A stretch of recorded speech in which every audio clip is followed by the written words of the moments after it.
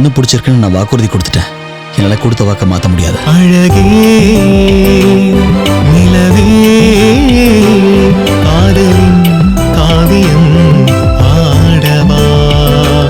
ചേട്ടൻ പറഞ്ഞിട്ടുണ്ട് നിന്റെ കുടുംബക്കാരെ ഇവിടെ കേറ്റരുതെന്ന്. இதாங்க பணம் எடுத்துட்டு போங்க. போய் என் பொண்ணுக்கு என்னென்ன முறையா வேணுமோ வாங்கிட்டு வாங்க. போங்க.